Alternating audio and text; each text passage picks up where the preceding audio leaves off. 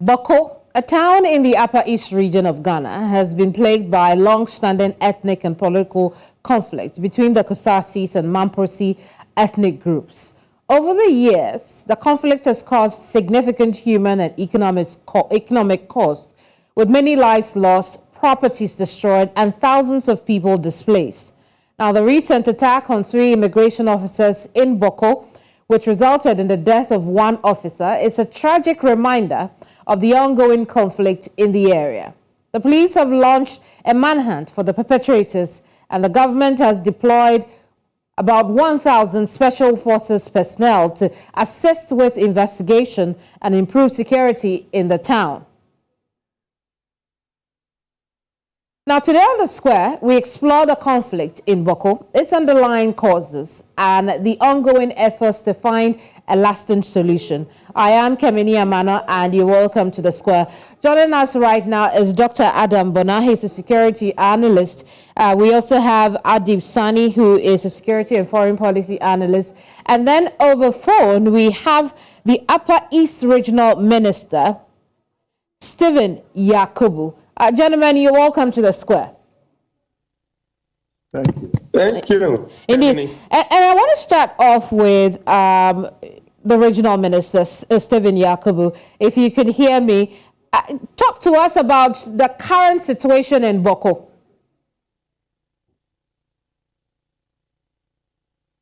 Well, I'm going to try Stephen again. Stephen, give us a quick update on how things are right now in Bawku.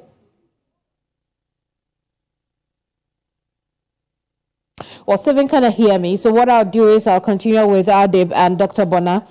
When we do have the regional minister's line, we will go back to our conversation with him. So, Dr. Bonaa, I'll take your thoughts first on this matter. This attack on the immigration officers. What are the circumstances? What do you know about it? Well, yes. Good afternoon, Keminni. Well, and then good afternoon to my colleague on the other side and the regional minister, Honorable Yakubu.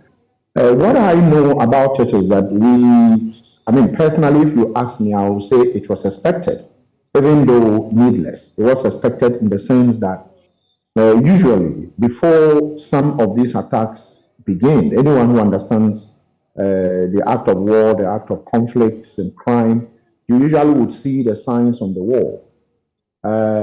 Be as it may, when the signs started showing, some of us, I got a lot of, intel with regards to what was likely to happen, I think, prior to that. But unfortunately, I think the ability to stop that before that taking place, the dastardly act taking place, did not actually take place. If you ask me, they could have stopped them, because then there were audios and writings all over the place. I received intercepted audios that had been put out by some of the indigents of the place in from various towns or cities in Ghana, alleging that they are going to start attacking vehicles that were going to enter Bawku, from some time. And some of us knew the way the banter was going on, they were actually going to do it. So that same day, prior to shooting the 3 immigration officers who were entering into Bawku or who were riding in. I see. Dr. Bonaa, I'll just interrupt your thoughts quickly. Let's try the regional minister's line again. Give a very latest on how events are going in Bawku. Stephen Yakubu, if you can hear me, thank you for your company. But give us a quick update on what's happening in Bawku now. Well, thank you very much. To my brother Bonaa and to all your listeners. Bawku is currently very calm after what happened in terms of the immigration. Bawku is back to where it was before the issue happened, but you know that we have been trying to bring Bawku back to its normality for a very long time. But since that day of the shooting, it is back to its normality right now. I see. I want to talk about the attack on the immigration officers.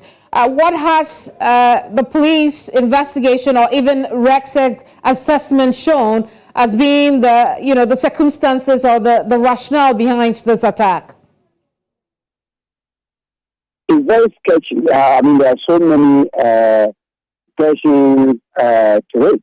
What we are very sure is that they were wearing mufti. They were not on a marked car. That was it wasn't an official car, and also they were not wearing their uniform. So that is very clear. That is what we know. But as to why they were there at that particular point, we have a lot of versions. But our concentration now is to be able to arrest the perpetrator and then put him before the law courts for him to take justice. That's our concentration now, and also to make sure that it doesn't happen again, and also to make sure we keep calm and, the place is calm for people to go about their normal duty. I see. Now, so what is the RegSec thinking? Was this a random attack, or this could be linked to other incidents that have taken place in Bawku? Well, that day, there were some gunshots that day. Earlier on, gunshots, and remember we have reviewed the curfew in Bawku. It used to be, 8 to 6 a.m. and but we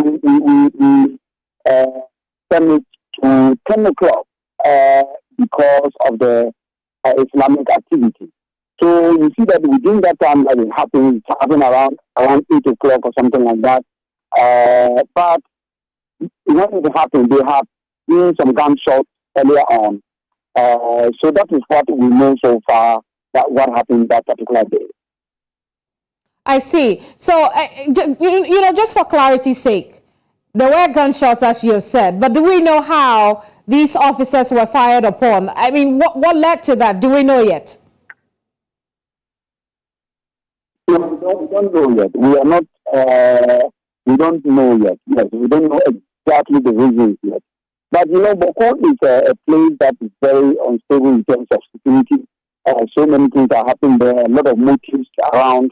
But what we know is that people are putting out a lot of wild audios and audios that are falsehood and creating problems. And I think Bonaa will agree with me that it is these same audios that started even these Bawku fights. I mean, people sit in their houses and put out these audios concerning certain things, issues, very, very important and very, very sensitive issues in the area. And that is really causing a lot of problems for all of us. And we are trying very hard, to clear them. And the security services are obviously working on that. So, as I said, we have not been able to put our cap on a particular reason why they were there at that time and why they were shot also in their car. Again, this same audio that you refer to is the reason some analysts are saying that, security operatives in Bawku should have known that this could have happened. What will be your response to that? No, that I don't think it is something that we have to dwell on, because there are a lot of intelligent people outside in Bawku now, and people who are not there. We don't know what we are doing, and there are a lot that we are doing that we don't let anybody know. And therefore, the security services, the intelligence that can work very seriously with it. But I can tell you that about 80% of all these audios are basically falsehoods. And when we get the audios, we follow them up and we follow it up and all that. But a lot of them is just, just to find passions of the area. So I think that the security. So, Stephen, I apologize. We have other panelists here I want to talk to, but quickly tell us, what did you do with that information that had come prior to the attack?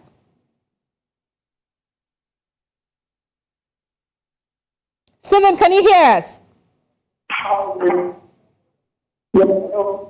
Yes, I'm asking. You said that, a lot of times when you get those audio intelligence, they are false. But I want to know what you did with what had come prior to the attack on the immigration officers. You're talking of the audios? Yeah, what did you do with that intelligence? No, but we didn't get any intelligence about the shooting of these people. We didn't get any intelligence at all. And that is what I'm telling you, that it's very difficult to know exactly what the reason. We didn't get any intelligence that they were going to shoot someone and all that. But, the issue in Bawku, as I said, is very volatile and it happens very quickly and it's not planned. But sometimes you know that they are going to shoot at this car or they are going to do this to this car. Some of them we know and we present it. But this particular one, we didn't know anything about it at all. It never came to our notice that these individuals were in this particular car and they were there at that particular time and they were going to be targeted. We never got that information at all. Back to you on this particular issue, but let me move on to our other panelists here. If you just join us, here with us also are Dr. Bonaa and Adib Sani, both of them are security analysts. Dr. Bonaa, you were making a point before, but I want us to move away from the circumstances because Stephen has explained a few things.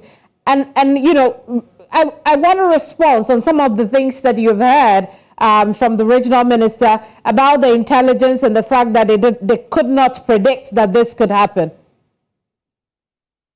Yes, I will agree with the regional minister, but the truth is that what usually the situation in Bawku is very fluid. In 1 minute, he told you it's calm at the moment. In 1 minute, it is very calm. The next minute, from nowhere, you would hear sporadic shootings, artillery gunfire, you would hear, someone has been shot dead and all that. But usually what happens is that they will, before they start, they put out information out there. They would usually you can usually tell from the signs that this is what they are going to be doing. They are likely to do something. But it is usually, as to when they will do it, you can't tell. But you know that they are up to something and they are going to be doing something. So yes, they might not have picked intel, but the signs were all over the place because before the immigration officers, and remember, before the immigration officers were shot at, on that same, I think an hour before the immigration officer was shot, a Fulani man was actually shot and killed. Was shot and killed an hour before the 3 immigration officers had been shot. And they've been audios. I have some audios. I had some audios a week or so before the attack in the immigration officers in the vehicle, that they were going to attack people who were moving in vehicles, entering Bawku and all that. And so this looked like something that might not go away. And so for me, I think that the situation in Bawku, if you ask me, I would say is very fluid. It doesn't matter how many officers you send there. I don't believe in the all-out security solution when it comes to these types of conflicts. You need to use a multifaceted approach in dealing with these type of conflicts. If you go all out, I mean, the people could outnumber you, but letting them know why they don't have to kill one another, catching the bad guys amongst them is usually the way to go, because believe you me, there are people who are benefiting from this conflict that is raging in Bawku. People are selling firearms. Dr. Bonaa, we will discuss the approach in a moment, but let's bring Adib into the conversation. Adib, as the regional minister has told us, it's unclear whether or not this is connected to incidents that have taken place in the past in Bawku. In fact, only last month, again, there were sporadic shooting in Bawku. And so for you as an analyst, how have you been analyzing this recent attack? Well, there's been a consistent pattern. I'm glad Dr. Bonaa is on the line. He has also been doing some work in the area, and I'm sure he would corroborate that unlike we had it in the past, when either Kusasis or Mampusis are targeted because they are the factions or the two tribes at each other. Now we are seeing a certain disturbing pattern of neutrals, and by neutrals, what I mean is persons who are neither Mampusi or Kusasis, getting targeted and killed in the area. Like Doctor stated, there was a Fulani man who has nothing to do with the conflict. He was targeted and killed. Just after that, the immigration officers who also don't belong to either of the sites were also targeted. But with the immigration officers, I think that it was a case of mistaken identity, because what they usually do is to target vehicles carrying persons they are looking for, and I think they were given the wrong information, hence the reason for the target. But that notwithstanding, the possibility of them also going after security services is high. Just earlier this year, we had allegations of the military targeting one of the sites, which they were not so happy about. There were threats all over the place, including on social media. I wouldn't want to link this incident to that, okay? But there's always that possibility of security agents targeted deliberately. I must say, overall, the situation in the area is fluid. There seems to be lawlessness. When your relative is killed, rather than go to the police station, you also pick up arms and go after those who killed your relative. So it's become a consistent cycle of violence and counter-violence and reprisals, etc. And I must say that is getting us nowhere. I've heard about government sending special forces to the place. I don't think, and I was at an event last week in which Dr. Bonaa was a speaker, and this issue was reiterated over and over again. There's no military solution to anything. I see. So it makes me wonder why we keep using the same approach, which hasn't worked for us all these years. Let's find out from the regional minister what a strategy is, because as both of you have, Dr. Bonaa and Adib, both of you have pointed out, it may not necessarily be an ethnic clash this time. So then it brings me to the question, Regional Minister, what is the strategy? Because then, as Dr. Bonaa has rightly said, the signs were there that there could be attacks. For whatever reason, we're yet to find out. But there should have been a strategy to counter whatever it is, considering the fluidity of the situation in Bawku. What is the RECSEC strategy, or what was the RECSEC strategy? Well, we are engaging people because we believe that what is happening, it is the understanding of people that, look, we cannot this problem by killing each other. It's very key. So we are engaging people because you see the way Bawku is. If people believe that it is a gun that will solve their problem, if you need to bring the whole military of Ghana to Bawku, people will still be in their houses, in their rooms, and be shooting. So we are doing that, and it's paying off. Talking to all the groups, that are armed, and we are also trying to limit arms supply also to people. And I can tell you that we even want to extent of bringing in sniffer dogs. Government has helped us with some sniffer dogs, which we are using. And there are a lot more of things that I don't want to mention on air. So that's what we are doing. Apart from that, we are looking at the areas. And for example, about a week ago, we were able to get more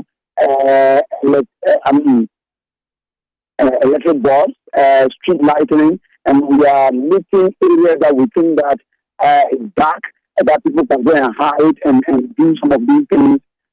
So there's a lot we are doing, but the engagement is very key. That we are engaging people to understand that, yes, there is a problem, but we can't use guns to solve the problem. And that is what we are doing. And we see that it's not because of this.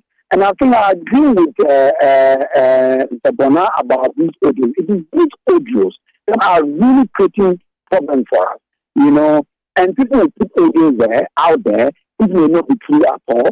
Someone is coming in, someone is now this, whatever. And then people apart from that, there's also criminality also going on also. People are paying scores, people are thinking, people target killing and things like that, So we are putting all these things together and we are dealing with it. It hasn't been easy, I can tell you that, but we are dealing with it. And I think that Bawku is getting a little bit better now, until we got ourselves into this education killing. Mr. Minister, I'm going to come back to you on the strategy and how you're planning to combat the circulation of some of this information that you claim are false. But I'll come back to Dr. Bonaa. Dr. Bonaa, for the purpose of those who may be hearing of the Bawku conflict for the first time, what is the historical background of the fluid and volatile situation in Bawku?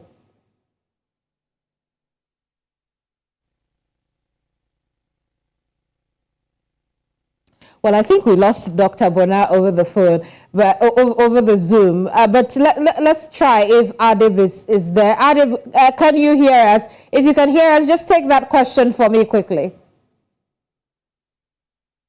Oh, it sounds like it's the same. But I'd move on to the regional minister. Regional minister, you are in equal position to give us the historical background of the conflict in Bawku for our international audience. What is it, Stephen?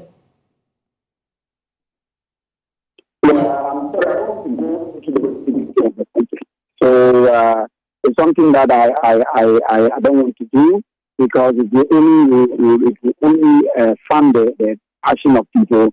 So I don't want to go into that. I think we have a situation in our hand, and we are trying to concentrate to make sure that we bring peace to Bawku, and that is what we are trying to do. Thank you very much.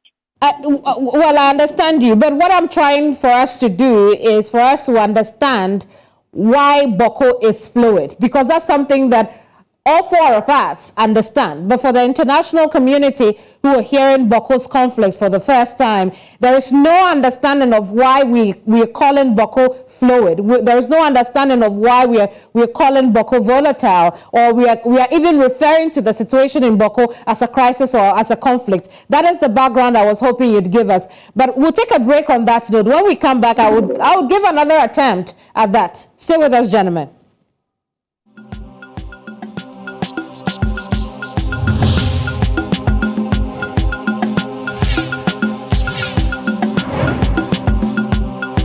Welcome back to The Square. Today we are discussing the situation in Ghana's Upper East region, particularly in the regional capital, Bawku. With me here are the regional minister, Stephen Yakubu, who I understand we have lost. We also have Dr. Bonaa, who is a security analyst, and then we have Adib Sani, also a security and foreign policy analyst. Gentlemen, thank you for your patience. We've lost Stephen over the phone. I hope we can get him back. But Adib, you share with us, what do you think has fueled the conditions in Bawku up until now? Keminni, can you please come again? I didn't hear you well. Great. I was asking what you think has fueled the situation in Bawku up until now. It's a combination of a lot of, factors. It goes without saying that the politics of the conflict is not helping. There are some individuals who are benefiting politically from the status quo. So it is in their interest to ensure that the status quo perpetuates. So they capitalize on it politically. I mean, it becomes a political leverage. Secondly, we have certain individuals who supply the weapons, they supply the resources, including the monies, and until we are able to stop them, inflow motivates or incentivizes a lot of these combatants to continue, fighting. Then we have the issue of law and order. Like I indicated earlier, the place almost seems lawless. People kill people; they are not held to account, and so it has created a very worrying situation in which there's no accountability, whatsoever. And I think we also need more commitment, better commitment on the part of government. I do know how difficult that situation is, considering the history and all that is happening on the ground. But I think government would have to bite the bullet and ensure that peace is brought to the area once and for all. And let me also add that one of the biggest challenges with our ability to bring peace in a sustainable manner to that area is the huge issue of human insecurities. There are a lot of young people in the area without jobs. All they've been programmed to think about is to fight, because that is what grandfather told me. That is what my father told me. So by age 18, they are able to handle Kalashnikovs or even M16 rifles. The issue of education, there's low enrollment in that area because of the conflicts. Some not having access to basic necessities of life, such as food, water, sanitation, healthcare, shelter, etc. So it is really a major problem, because all these factors are fueling the conflict, and until we address them in a holistic and scientific manner, it would continue happening, and we wouldn't really be able to do much. I see. Dr. Bonaa, is the situation in Bawku still only an ethnic and chieftain problem, or it has become much more than that over the years?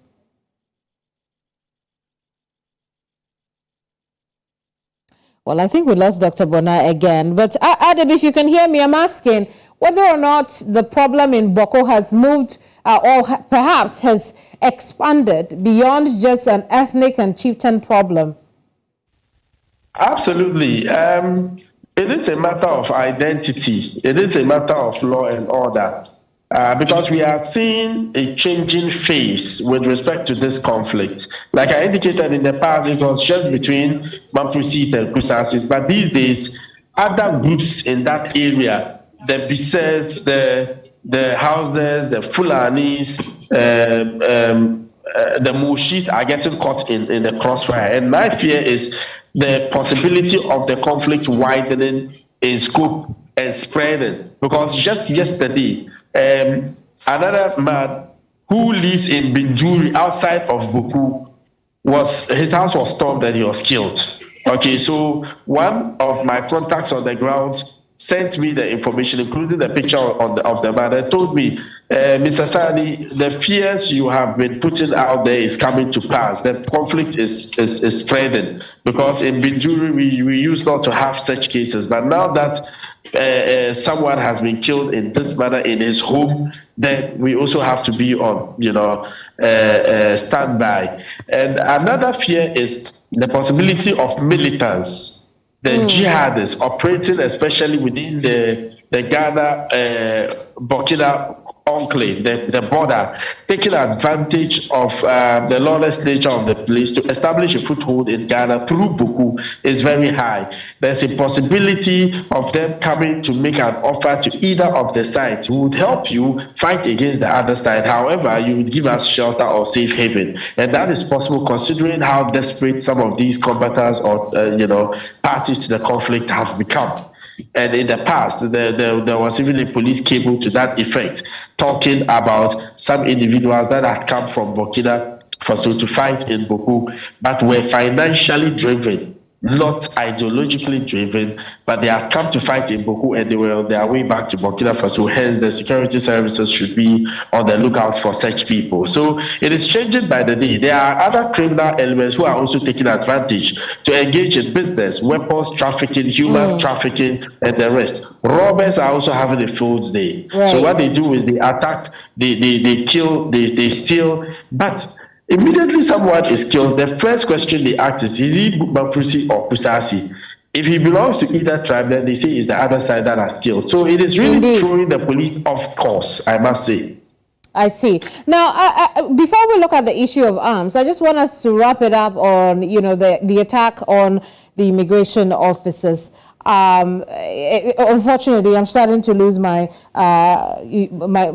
pattern of thoughts. But perhaps we should go ahead and look at the arms, and when my mind comes back on it, we would wrap it up on the immigration officers. Now, on the issue of arms, we know that this protracted conflict, or the situation, the crisis in Bawku, which has lasted for at least 2 decades, we know that where moves some time along along this history, that there were some arms exchange that took place over there, so that people surrendered their weapons. Why do we still have the problem of arms? Have you thought around that? Well, the thing is, we have a sophisticated network of certain individuals who profit from the sale of weapons to the combatants in the area. So even if you seize, you can seize as many as possible, okay? They would still come in. And our approach, I must say, has also been unscientific. What we do is we storm buildings, then we search the whole building. What we can find, we take it away, okay? Meanwhile, when we seize these weapons, the new ones come into the system. But Adib, do you remember the arms for cash efforts? I remember there was an amnesty some time ago. Mm-hmm. Okay, but it wasn't well patronized, because the weapons we had coming in were the single barrels, and the best ones were even the automatic shotguns and the rest. But it is difficult, considering the nature of that area, for people to hand over their Kalashnikovs or M16 rifles, etc., because it's almost tantamount to stripping them naked. When I spoke with people on the ground, that's what they told me. You want me to strip naked so they can come after me? No, this is my lifeline. So what will be the fundamental issues? What will be the scientific way of collecting these arms or minimizing their circulation in a place like Bawku? Stop the inflow.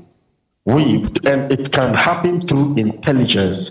And the intelligence doesn't have to be constricted to Ghana, but there should be a collaboration between Ghana, particularly Burkina Faso, Togo, and Ivory Coast. That is with its neighbors, because most of these weapons are coming from these areas. So with proper intelligence, we should be able to identify the sources of these weapons and the routes they take to get to that area. Once we stop it from coming in, I'm pretty sure that would help to a large extent the situation. But our focus should not just be cutting the leaves of the plant, of the grass. We need to uproot or attack the DNA. So let's deal with the very fundamental issues, at the same time complementing it with stopping the inflow. And I'm hoping that would help the situation. But if you take it from one strand and leave the others, then it becomes a problem. So in as much as we're concerned about getting rid of these weapons and stopping the inflow, we should also be addressing the other areas, particularly the human insecurities. That is a major driver for this conflict. Very well. Now on the immigration officers, how would you expect security operatives there and the regional security council to deal with that particular issue? Should they be on the lookout for what may be reprisal attacks? Because up till now, we don't know the circumstances. We don't know whether this is connected to other incidents yet, or this was just a random attack, as you mentioned, a case of mistaken identity. What would you expect them to be doing in Bawku now, beyond populating the place with boots? There's the need for a thorough investigation into the matter. And I'm hoping within a very short time we'll have some arrests made. If not, it would send a very dangerous signal to certain persons within that area, to the effect that we can kill and be left off the hook. that pattern cannot be allowed to continue. I don't expect reprisals because these are members of the security services who are well trained and are disciplined and would not do anything outside of the command structure, which I can bet would never sanction any act of reprisal against the people. But that notwithstanding, the police would have to be up and doing, they would have to be well resourced. So we are able to maintain some level of order in that area. And one critical ingredient to achieving that is to be able to enforce the laws to the letter by ensuring that criminals are apprehended, investigated, and prosecuted. I think that should serve as a deterrent enough. Very well. One last thing. Now, one of the things that the regional minister mentioned that is of concern to, the RECSEG is information that is passed around on social media like WhatsApp and Facebook and the like, some of which are just alarmist in nature because they investigate them and they find them to be false.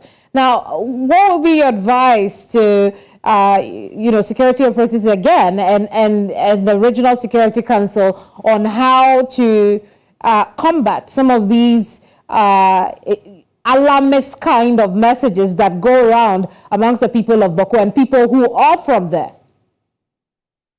So as you speak, I'm on Facebook trying to retrieve some of the posts that they've been putting out there.